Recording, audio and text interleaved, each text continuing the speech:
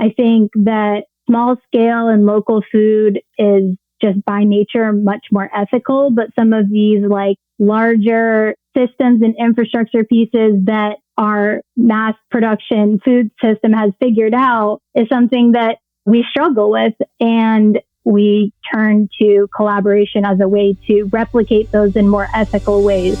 All right, welcome back to Collab Farm. Someone is literally listening to Vivaldi's Four Seasons on blast in my neighborhood, so you might just pick up a little bit of that, and you're welcome.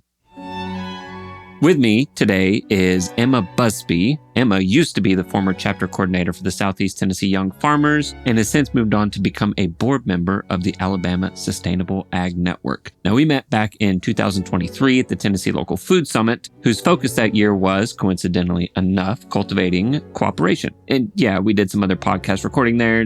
All that's going to be headed your way soon, but she pulled me aside and had some really interesting work that she was doing and some insights to share, and I really wanted to share them with you all. Particularly some of the work she's done facilitating a group of small-scale farmers around coordinated crop planting and building aggregation systems from the ground up rather than the top down. But first, let's get some words from our amazing sponsors that believe in this show. How cool is that? You should check them out when you get a minute. The links are in the show notes, and tell them I sent you.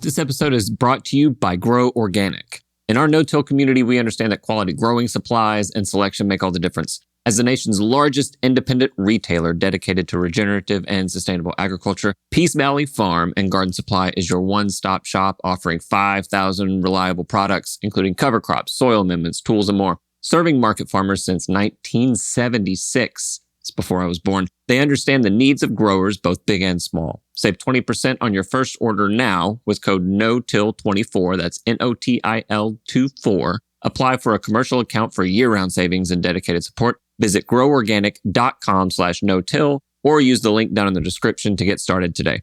This episode is also brought to you by the OSC PAC Pact.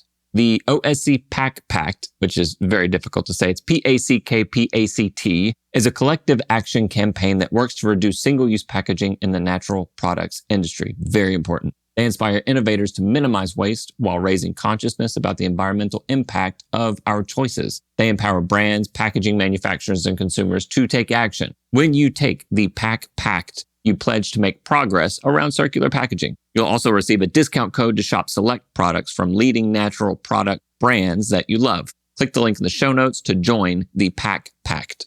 All right, back to the show. All right, Emma, welcome to Collab Farm. Thank you for taking the time today. Yeah, thank you for having me. So we met at the Tennessee Food Grower Summit, or the Tennessee Local Food Summit. We connected on some work that you were doing in Tennessee, a couple of things in particular that really piqued my interest, but I guess we will go back to the beginning a little bit. And if you wanted to give us sort of your introduction, and then we can get into talking about this Tennessee Growers Project that you helped work on. Right. Yeah, my kind of path in local food was a bit meandering, I think, like most people's, but I came out of college kind of thinking that I had to pursue what I had my degree in, which was international development, and worked in that space for a few years, but felt really removed from the work I was doing and kind of stuck behind a desk. And in college, I had learned more about local food work through some service learning trips and community garden work. So I decided to re-engage in that, and I participated in some work exchanges through WOOF in 6 different countries abroad, and really found myself loving being hands-on in the most literal way, engaging with the work, and also just seeing how the people I was working with had a direct effect on their local community. And so when I returned from that, I started working on some vegetable farms in New York. And then when my partner and I moved to Chattanooga, there was an opening with the local chapter of the National Young Farmers Coalition, the Southeast Tennessee chapter. And so I started working with them, and it was an amazing experience. They had a lot of ideas about what could be useful in the region stepping in. But I was really the first paid staff person that they had. So the goal was kind of to take some of these ideas and move them forward with some grant funded time that became available. I completely relate to going to school for something that is not at all what I'm doing now. I got a degree in psychology and went into social work and got very disillusioned with it. And at the time was doing some local food work as well, getting involved in farmers markets and volunteering on farms. And then here I am. So relate to that for sure. I mean, psychology is relevant in all of this in a certain way. Thank you for trying to make me feel better. So you were working with Tennessee growers and you identified 3, I don't know if you would call them separate projects, but areas of interest. One being a craft group, and I think most of us know what that's about, but you can maybe refresh us. A shared employee, I don't know if you would call it a bank or a roster, and then a sort of a collective crop planning. Could you tell us, I guess, one, who are the growers you were working with in Tennessee, and how did you all come up with those 3 particular things that you were going to spend your time on? Yeah, definitely. So all of this work was really through the Southeast Tennessee Young Farmers chapter. And, with them, we can talk about the structure maybe a little bit more later, but they do have dues paying members, but our events and kind of everything we do is really open to everyone, whether they're a member or not. So our network was kind of the basis of who we were pulling from when we were looking for what some of the needs were in the region. Like I said, when I stepped into the position prior to me being there, there was a small leadership team, mostly made up of working farmers in the area. And so they had a really good understanding of what their needs were based on their own work and, their friends and their neighbors and all of that. And so when I came in, there were a lot of ideas and wants for more ways of collaboration. I think that, small scale and local food is just by nature much more ethical, but some of these like larger systems and infrastructure pieces that our mass production food system has figured out is something that, we struggle with. And as a result, we kind of turn to collaboration as a way to replicate those in more ethical ways. And so with that, I think there were a lot of ideas going on. And by the time I felt comfortable enough in my position that I had an understanding of, okay, how can we kind of pull on some of these threads? Where is there real engagement? Where are there like partners that we could work with? I think by that time, we were coming up on the winter of last year. And so we decided to hire a facilitator to basically host a 2-part working group series where we could really hone in on, okay, which specific collaborative models are going to make the most sense for the folks that we're working with, and how can we create like an action plan to take them forward. I would love to hear more about like facilitating those meetings, because I think that when we think the grower side of me thinks about, I have all these ideas, particularly the crop planning is, I think what we struck up a conversation about that really interested me. It's like, that's exactly what I want to do. I've been thinking about that. How do you go about doing it? It's more than just like texting your buddy, hey, I'm growing this year. It's an investment of time on the part of the growers and paying for a facilitator, I'm assuming. But that's how you really get the ball rolling on some of these projects. So what was that like? I think you make a good point that so much of this has been like, how do you want to, and if so, how do you move away from the model of just texting your buddy? Because that is kind of the natural inclination, and that is what's easiest, as farming is like so fast paced, to just pick that up and be like, oh, I know that this person can lend me some equipment or maybe needs more of this where I need less of it. So that is exactly what we were focused on. We started working with a facilitator who could kind of just help us organize our thoughts. And we basically knew that we wanted to split it out into 2 working groups. The first one would be context setting, because we knew there would be a lot of folks in the room with, different different contexts. Like we're kind of in an area where we're kind of based in Chattanooga, but we're also working with a lot of farmers outside of Chattanooga. And so there's both like rural and urban kind of players involved. And also just there's a lot of new people moving to the area. So there are folks that have been involved in this local food scene in the region for 10 years and have a lot of understanding of what has worked and what has not and why.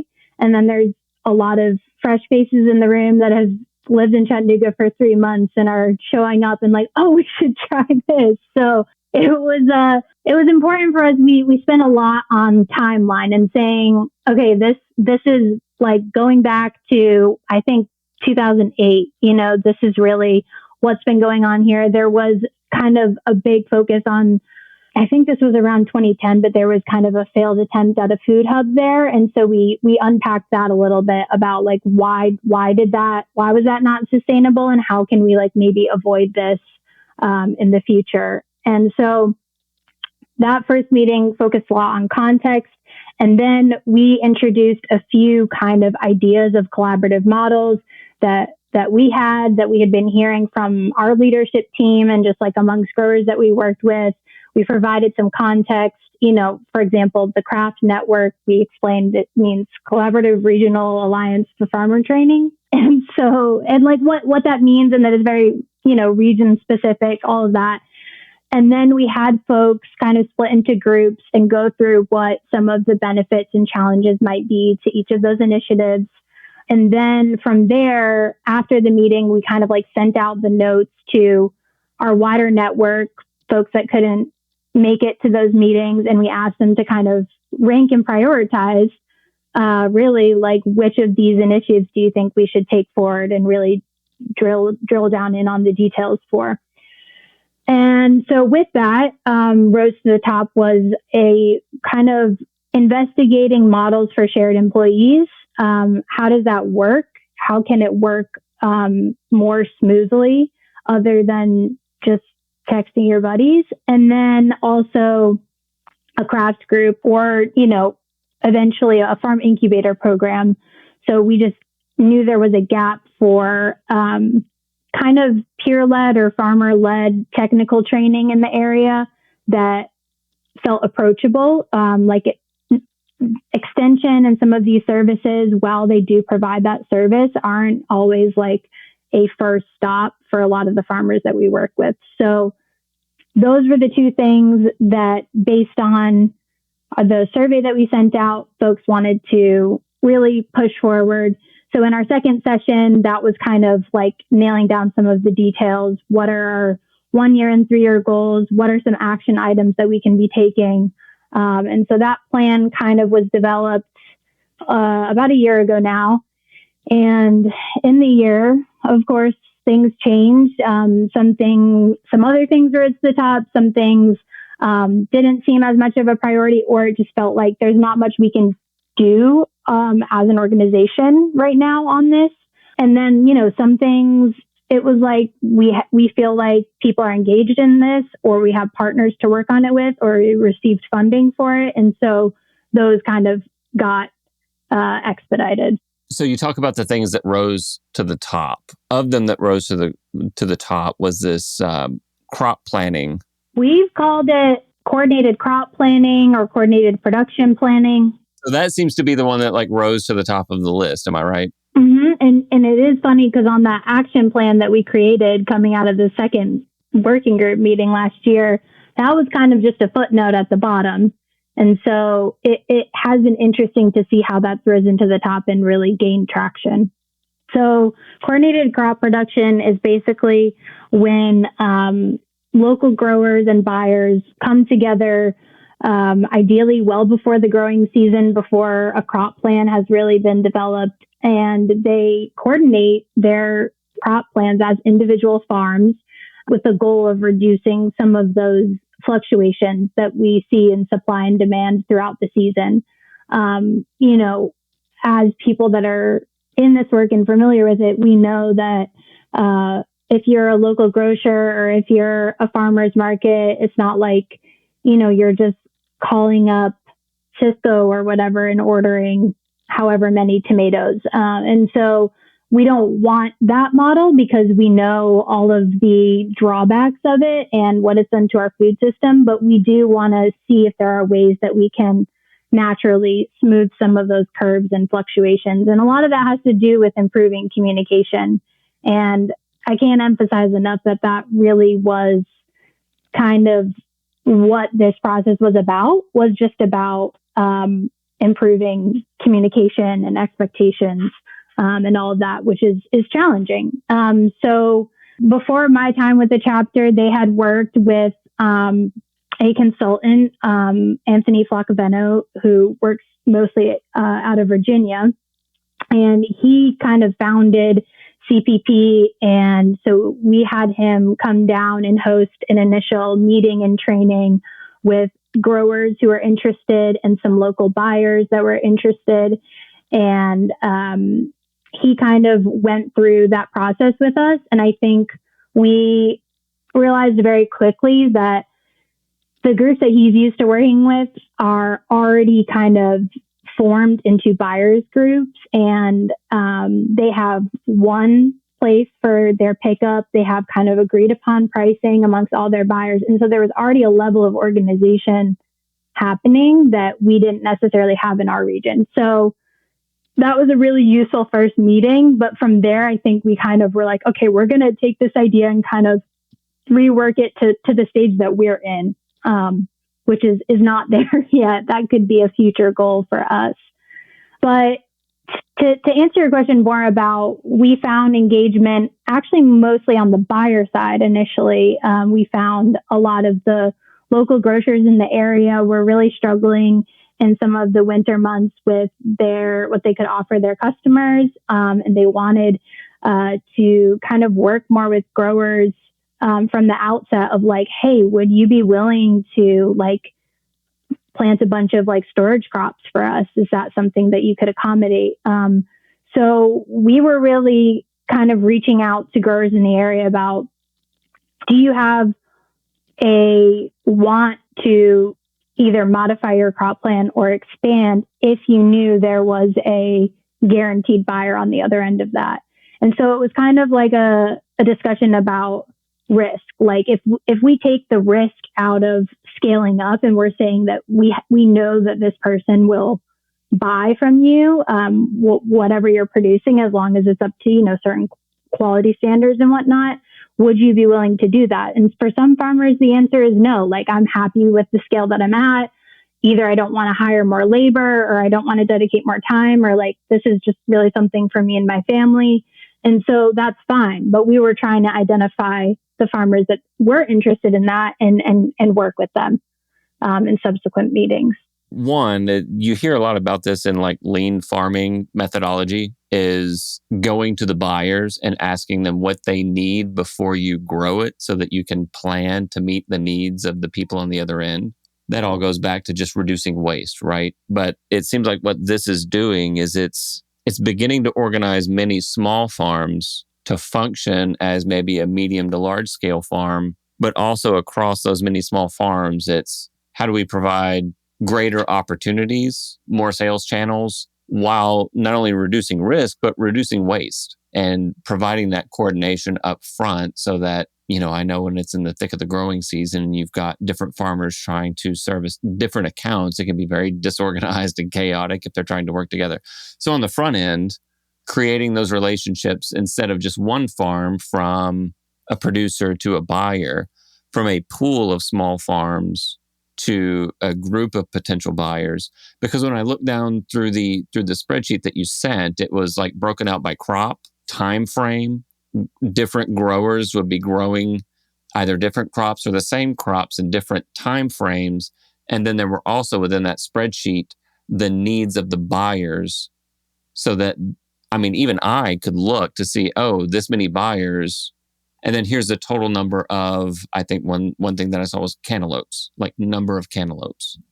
And then it looked like the farmers were filling in the gaps of, I will produce this then, somebody else will produce it a month later or 2 months later.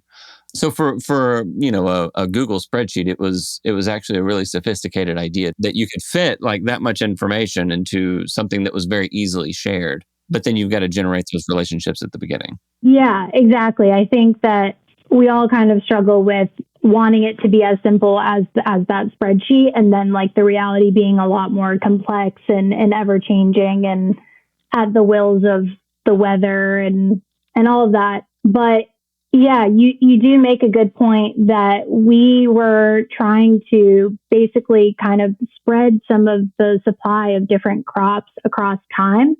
And that was something that when we came out of our first meeting, there wasn't really a time element to it. There was discussion of it, but that like tab of the spreadsheet didn't really exist.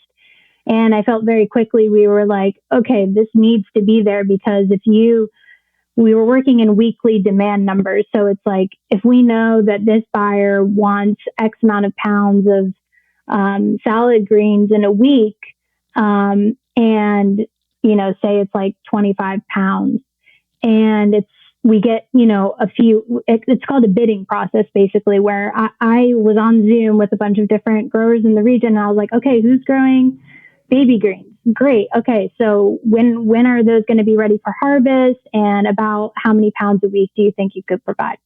So if it's like, okay, we got to 30 pounds, great, the demand is met. Then you look at the time tab, like over time, the seasonality, and you're like, oh shit, everybody's growing these at the same time. Because that did happen, So then it kind of gets into like, okay, who has, maybe a high tunnel where they can start these earlier, who has maybe some shade cloth, or we had a hydroponic grower that could like kind of do these in some of the warmer months.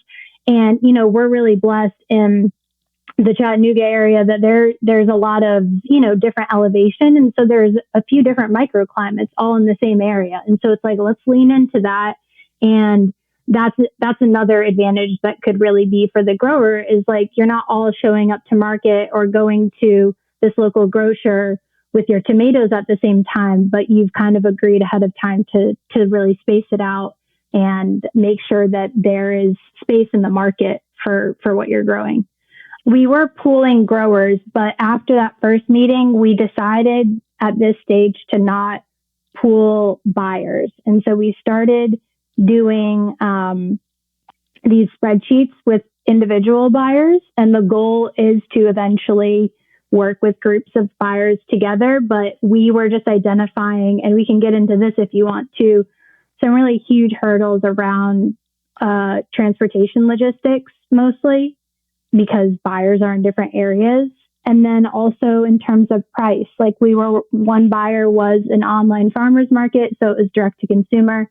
The other one was a local grocer. And so they obviously do have some sort of price margin that they're marking up. And so they can't necessarily offer as high of a price to the farmers, but their demand is more guaranteed than say an online farmer's market where that's just going to fluctuate with what people want in the week. I mean, the devil's in the details, right? It's one thing to know what people want and when they want it, but then how to get it to them, especially when you've got a highly perishable product. Once you established what growers were growing and how and what buyers needed the product, how were you connecting those two dots? How did you get produce from the farm into the hands of the people you were connecting it to? Yeah. So I think the biggest step we took towards that was separating out buyers so there weren't multiple drop-off locations. You weren't committing to multiple drop-off locations. From there, most of the growers we were working with already had established relationships with these buyers. So they already had some sort of pickup schedule. And for the new ones that were coming in, they could pretty easily work that out. For the local grocer, they also are nearby the farmers market that's in Chattanooga. And so a lot of growers, when they come in for their farmers market, they just like bring everything and they'll drop off at the grocery beforehand and then, sell everything else at the farmers market, or vice versa. And then for the online farmers market, which is up in Sewanee, they all have drop off on Tuesdays, and they kind of knew that. The interesting thing is that there is one woman who works with a lot of Amish farmers in the area, who brings a lot of produce from the area where that online market is in Sewanee down to the local grocer in Chattanooga. And so there was one grower who was like, I'm interested in selling to both buyers. And if I can get my goods on that truck, like we can make it work. So there were ways to kind of work around it, but I think we really quickly identified that we're not a food hub right now. And so we need to separate out buyers really just because of location, mostly to keep things streamlined and kind of work on getting this process down in that way before we start trying to coordinate deliveries and supply chains in that sense. I will say that with some of the funding that the chapter recently received with Tennessee Local Food Summit, we're going to be hosting a few workshops over the course of the next few years about more broadly just kind of local and regional supply chains. And I think that a lot of that is going to focus on the distribution part of things. I know that next month they're going to be hosting a workshop with FreshPoint, and they're interested in buying locally grown and transporting locally grown produce, and they don't have any minimum quantities, which is great. The big hang up there is that you do need to be GAP certified to use their services. And so even understanding that, it's like, okay, maybe one of these workshops can be a group GAP certification for a bunch of our growers if they're interested in selling wholesale. So that's kind of another avenue that things have now taken, is trying to answer that transportation question. It seems like you're putting the pieces in place ahead of time, and maybe it will develop into a food hub, but you have to have sort of rote processes in place for both buyers and producers to be on the same page. Exactly. And that was something that we realized as we were doing it, because as I mentioned, there had been a failed attempt at a food hub before where a lot of money was pumped in from a donor to be like, let's create a food hub. And it's like, okay, great. But it was this total top down approach.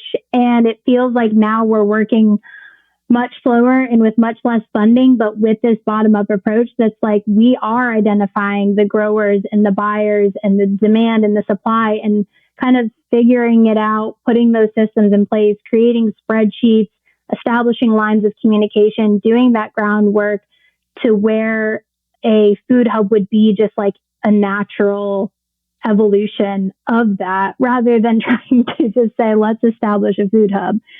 So hopefully that could be a few years down the line. I think is very possible with where we're at now. And another thing you mentioned with FreshPoint is if you're going about it in this manner, you're also able to take your time and identify other things that might be assets that are just laying around. So, if you've got something or, an institution or even another business that can take care of something like the transportation arm or the logistics arm of it, you're able to realize a lot more of those resources that are in your community or just laying around.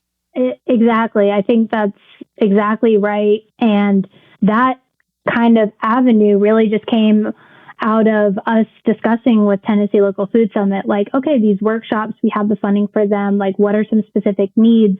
They brought to the table, we've had some discussions with FreshPoint, but we know that a lot of our growers aren't GAP certified. And it's like, all right, well, there's an opportunity right there. And that was like just a very natural fit. And so working out some of those kinks ahead of time, I think, can be a huge step forward. And I know that in the most recent working groups that happened just earlier this month, there were a lot of urban ag folks in the room that were like, these types of tools could be really useful for like gleaning as well. Like, what if there are like, local food banks or, kitchens or other organizations that we don't necessarily know if there's a need for our produce there, but we have some extra, like how can we connect with them? And I know that there are ways, like there's a lot of community fridges throughout Chattanooga and other ways to do that. but just to have a tool that could be adaptable to that context is interesting. Another thing I'll say about CPP is that the local grocer that we were working with, Gaining Ground, they have obviously a vested interest with them themselves, but they are also constantly getting approached by larger institutions like hospitals and schools and the YMCA that are like, hey, we really actually would love to buy local food. How are y'all doing it? And then when they explain to them, well, our grocery store manager texts 20 individual farmers at the beginning of the week and asks what they have available and at what quantities, that sends them running in the other direction as these like big institutions. So it's like, how do we just create something that would maybe be more approachable to a big institution like a spreadsheet that maybe feels kind of scary for a farmer to put down in what feels like ink, what they'll be growing during what weeks of the next season, and to commit to that, but just to start to get in the habit or the pattern of having some planning and some systemization around it could eventually lead to some really big buyers that could have big effects in the area because they want to, but how it's executed, I think, really matters. Yeah, it goes back to that. How do you get a lot of small farms to function like a handful of medium or even one large farm? This episode is brought to you by Farmhand. When it comes to buying a truck, you don't look for parts to try and build it yourself. You want something ready to ride. But you also don't walk into a dealer and buy the first truck you see either. You want to test drive it before you commit, ensuring it's the right fit, has all the features you need, has the durability to grow with you over time. So why settle for parts when it comes to farm management? In a world filled with parts vendors, Farmhand is the only all-in-one virtual assistant built by and for farmers. With one single platform, Farmhand enables you to offload your admin tasks, send and manage communications, and sell more to your customers. The best part is that Farmhand's ready-to-ride platform comes with zero startup costs or long-term commitments. Ready to earn more and work less? Take Farmhand's ready-to-ride solutions for a spin. Learn more and book a free test drive at farmhand.partners/no-till. That's farmhand.partners/no-till. Or click the link in the show notes. This episode is also brought to you by High Mowing Organic Seeds. It is seed browsing season, and High Mowing Organic Seeds is releasing 66, not 65, not 67, 66 new seed varieties for 2025 on November 1st. These beautiful and productive vegetable, flower, and herb varieties are 100% organic and non-GMO and trialed for optimal performance in organic growing systems. Now, I don't know about you. I follow NOP guidelines and order organic seeds, partially because I have to. But it's very easy to look through their catalog and know that everything is clear and safe for me to order. Just a side note, whether you're trying to bring the best to your CSA, wholesale customers of the farmer's market, High Mowing has the professional quality seeds and supportive grower reps to get you from seed to harvest. Visit highmowingorganicseeds.com to request a catalog. Use code NOTIL25, that's NOTILL25 for 10% off of your order of $100 or more. Again, visit highmowingseeds.com. All right, let's get back to the show. This isn't something I could explicitly tell, but I've heard of several somewhat similar models where they will have a lot of small scale growers in the mix, but then they will also have one or two, what from my perspective, I would think of like a medium scale grower or even a large scale grower as a fallback who's already producing for wholesale accounts who, given an order is not met by producer A or producer B, then there's always like an underwriter for produce. That's something that I've heard of that even, medium to larger scale farms could help small scale farms to be able to make sure that the institution is served, even if a particular farmer isn't serving it that week, they can still keep that account and that relationship. Yeah. I mean, first of all, something to mention is that the buyers that we started this process with, we called them friendly buyers, and that these are people that are already familiar with what it's like to work with local farms. So we're obviously not starting this process with a university or something. So that's one thing. That was a part of our discussions, not as explicitly as you're describing, but like I said, there's a lot of Amish farmers in that area. And they can really pump out some produce. So that did function in a way as kind of like an underwriting. And I know that for Gaining Ground, the local grocer, that seems to be their biggest kind of vein of produce, especially in the summer months. But in the winter months, they're kind of, a lot of the Amish growers are taking time off. The woman that does a lot of the transport, she takes time off. And so that's where they were seeing their gap. And I think it showed to them that, like, this is not the most resilient system. We're really relying on kind of like one truck. And if that truck can't get here for whatever reason, that's a big issue for us. And so there is a want to kind of diversify who they're buying from, both just to kind of create more of a community-centered store, but also just, you know, in terms of making sure that the shelves are stocked.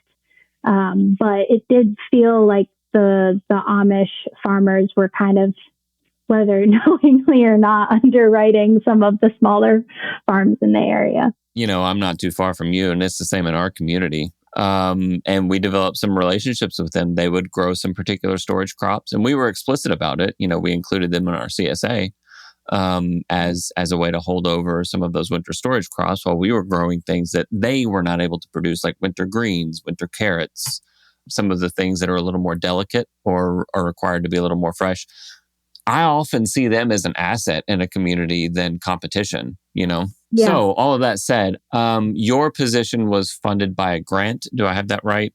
Yeah. So my position was mostly funded through Patagonia, a grant from Patagonia. They are the chapter's main donor, and it's actually through the local store in Nashville, which is amazing. They're kind of piloting this community grants initiative there. So we're not really dealing with Patagonia corporate office, but we're dealing with folks, you know, just a few hours away in Nashville, which is really cool. They host, you know, some events that we do. So that's amazing.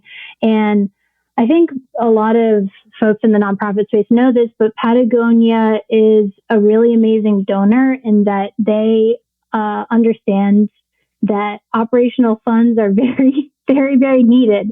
And so when the grant was originally applied for by the chapter, it was really like, we need a staff person. We need paid staff, because before my time, it was a group of, you know, a handful of local farmers that were completely unpaid, just kind of meeting and having monthly potlucks and kind of like talking about issues. There might be a set topic beforehand, but it was really about building community and that sort of thing. And it still is. But that boost of funding from Patagonia really was a huge catalyst for having one person who's dedicated, even just part-time, to kind of moving some of these projects forward, sending emails, being behind a desk, like doing some of that unglamorous work to kind of get things going. And I will say that, you know, the current leadership team is still very generous with their time, but is also still unpaid. And that's something that I know that the chapter is exploring, like stipends and what that could look like, and how that could be more supportive of the sustainability of the organization. Yeah, but it's important to have a point person who's there moving things forward, who's also, I guess in most cases, not busy farming, but is able to focus and dedicate themselves to getting those priorities sorted out and then pushing that work forward. Yeah, I think that a lot of it really comes down to communication, as so many of these collaborative efforts really do, is that it's made up of people working together. And if that's not functioning, then, you know, the spreadsheet isn't going to look very great if you don't have people in the room contributing to it, or people that want to be there. And so, like I said, the coordinated crop planning work, it was initially it's more obviously a benefit to the buyer, right? To have kind of more of a known source for where they're going to be getting their produce from. So I think really understanding what's going to be beneficial for the farmer and being open and honest with them about that from the beginning. And sometimes that means, like, maybe this isn't a huge benefit to you now, but it really could be in the future. And it could open up a lot of doors for other buyers at different scales if we work together. Some of it requires maybe not you as also a farmer, but someone who is in a position that was more like mine, taking the time to put together a spreadsheet that's easy to factor into, or is kind of, I was the annoying person setting up Zoom meetings and kind of hounding people about like, will you be there? And it's always this balance of like, you want to be following up with people pretty regularly, but you also want to be understanding and respectful of what it's like to be a small scale farmer, that you're not attached to your phone or your desk always. You're not going to be responding to emails immediately. How can you meet them with where they are? And so if that time doesn't work for you, could we just hop on the phone when you have a few minutes? Maybe you're driving somewhere and I can talk you through, oh, these are actually some of the gaps that were identified. Are you growing any of this? How can we work with you? And meeting them where they are. So, when I left this role, a lot of those things were part of our interview questions for the next person who stepped in. It was like, how do you communicate with people? What do you do if someone doesn't respond to your message?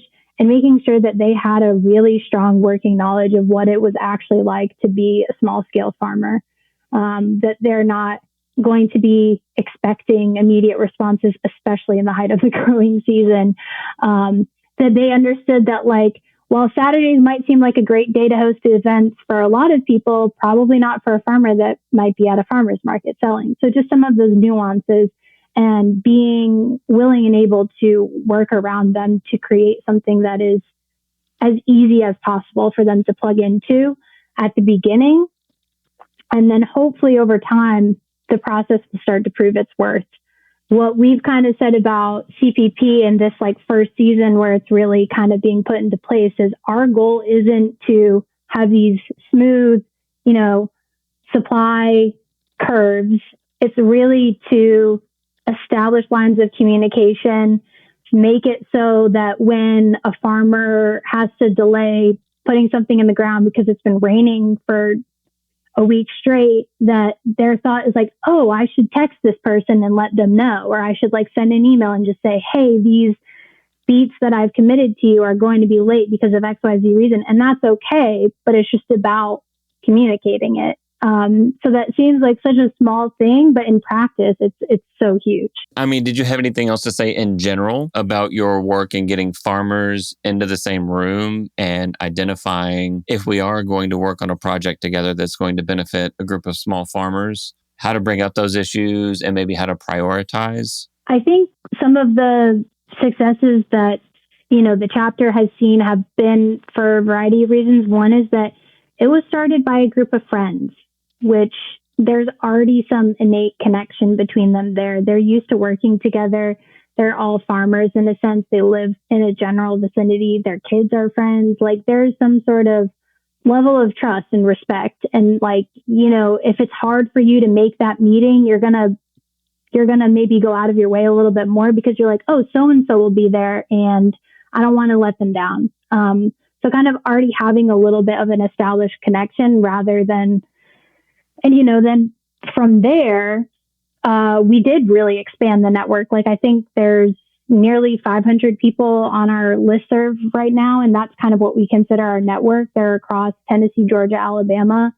And that's obviously not a group of friends, but it's expanded from that. But if you have a core that's like very functional, and then from there to take that step of like a paid person that's doing some of the detail back end work, I think that model really worked well. But yeah, just meeting people with where they are. And we did struggle with some things seemed to be more of a priority to certain members versus others. And the reality is that you can't meet everyone's needs, and being willing to go with where the most energy is, where there's the most engagement, has to be kind of the way forward if you want to see anything succeed. So the other things that were on the list, the shared employees and the craft group, I know they were identified in the beginning as priorities, and then coordinated crop production kind of rose to the top. The last that you were able, what were the status of those two priorities of the group? I think on the shared employees, there are just a few examples of that are already kind of ongoing in our region. So there, for example, there's a few farms that are sharing a delivery driver, and they're like each paying him, I guess, as I think like a 1099 employee, and he's willing to do that. I don't think that's a sustainable solution, but we're basically, as a chapter, our kind of offer is to do some record keeping around that, what's working, what's not. And so we're like kind of following up with the guy that's in that position and the farms and asking them about how that's been going. But, you know, sometimes it's like, hey, if you take my stuff too, I'll give you some extra mushrooms that we have. And then it's, you know, it just becomes a trade and barter system, which like is the equivalent of texting your buddy, right? It's like that works for now, but that's not a system that can necessarily be like replicated or scaled. So I think right now, like I said, record keeping around that.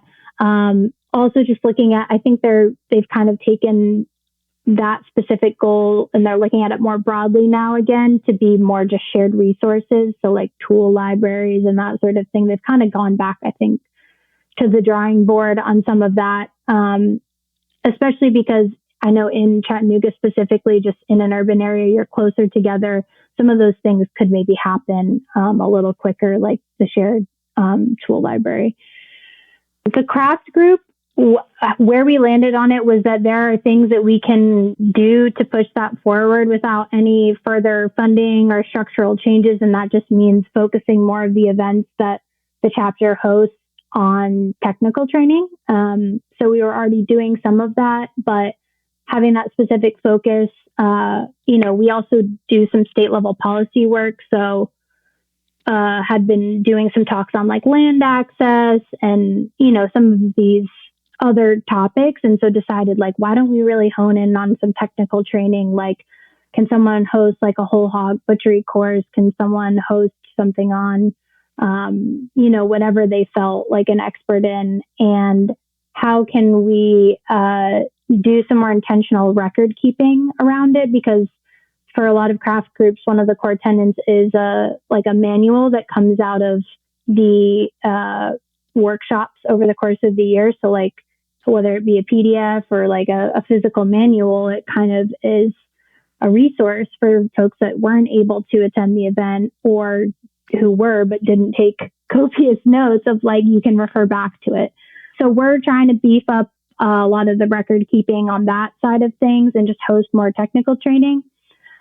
We did apply for some grant funding to, if we do get that, I think that there's a lot of room to make craft more of an intentional focus and hopefully pay some farmers to come up with curriculums and to be invested in hosting specific educational workshops. And maybe hire someone else at like a very part-time rate to do some of that like specific record keeping and manual development. I will say now that I'm in Alabama, I am a board member with the Alabama Sustainable Agriculture Network. They do have a very functioning craft network and they host 1 to 2 events a month. And that's worked really well for them. And we actually, when we were applying for that grant, we asked them for what did your budget look like? Like, where was this really going? And so much of it was to like paying farmers for their time and expertise and for like the mileage that they're driving to get to these events, you know? And I think really putting funding towards farmers and valuing them for what they bring to the table and recognizing how valuable their time is kind of the key in making that work. So, you know, if the chapter does get that grant, I think that could be an avenue forward on the craft group as well. Speaking of funding, I do know that an urban farm in Chattanooga that the chapter partners with a lot, Crabtree Farms, they just won a grant to do an emerging farmer program. And so I think that funding can further some of the goals with craft in terms of like, how can not just the chapter, but this urban farm, other groups in the area start to host more educational events and make them, either free or low cost and accessible to local farmers. I know the last working group we hosted was hosted in conjunction with the tool sharpening workshop. So that was a great example of like, this is some low hanging fruit of how we can be more of an educational resource to farmers in the area. Yeah, and I think the through line is like this chapter started as, a friendly group of farms that got together, and it sounds like realized the need to put some, in this case, grant money behind a person to be able to realize all of these things that that they thought needed to happen. It doesn't take a huge budget. I think that it's really possible to use that funding wisely, and you have a lot of smart people in the room, that some grant funding or whatever funding you're able to find can really go a long way. Is there anything else that you want to add to this conversation that maybe I looked over, didn't ask, maybe I wasn't smart enough to catch something? Is there anything that you think that we missed that you want to add here? I feel like you covered a lot of it. And I also feel like as the conversation's gone on, I've started to maybe make less and less sense. But just feeling like at the basis of all these things is really communication, and like someone whose time is paid to be facilitating that communication and like organization, really, which sounds pretty lame, but is the backbone of some of these projects being successful. I was definitely not the only person behind this initiative. Like, I was the paid person, but a lot of the leadership team members, and especially the chapter president, Jess Wilson, were really, really crucial in getting this off the ground. And, they're unpaid. Jess is extremely generous with her time, as all of them are. And the person that's in my role now is doing an amazing job of taking this forward, and is already so integrated into the community there that her, network is already becoming such a benefit to the continuation of a lot of these initiatives. So that's been absolutely amazing. And I want to make sure that they get a lot of credit for what's happened in the last year or so as well. In terms of what's on my mind and my heart for like agriculture at large, or like local ag, I mean, I'm in Alabama now, and so I'm really starting to understand the scene here. Like I said, the Alabama Sustainable Agriculture Network is doing some really amazing work. It's really similar to what the chapter is doing in a lot of ways. But they, I think, are working in a context that's really challenging down here. There's not a lot of systems that support local farming. And so they're kind of trying to build some of those resources and support networks from the ground up. So I definitely want to shout out the work that they're doing. I'm also working with like a local school gardens organization, which is a departure from agriculture. But I think the more that I've worked in this space, I value how many just general life lessons I've learned in the farm or the garden, in terms of balance, how essential that is to ecosystems functioning, and just how essential that knowledge is for kids. And so to see that happening in elementary schools has been really valuable. It's definitely a departure where it's like, yeah, it really doesn't matter if these carrot seeds just got thrown in the ground and they're not going to be spaced evenly at all, and they're not going to come up looking pretty. But this is like a lesson, letting things go to seed just to kind of see how they look, see how the life cycle works.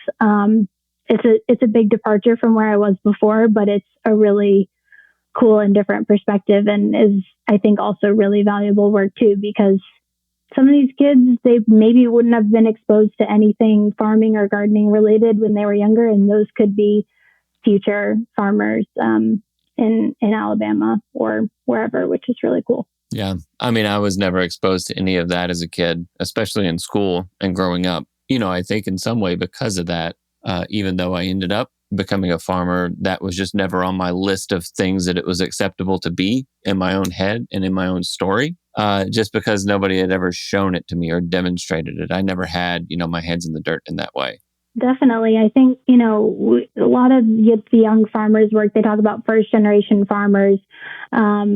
But I know in my family, like farming just skipped a generation. Like my grandparents had a farm, but my parents didn't. And we didn't even have a garden at home when I was growing up. I was completely removed from that. And so when I started in that work, I felt like I was already behind, people that maybe grew up on a farm or garden. There was so much for me to learn, but it is also so reassuring to say, even if you feel like you're doing everything for the first time, farming is probably not that far back in your family lineage if you take a look at it, which is cool.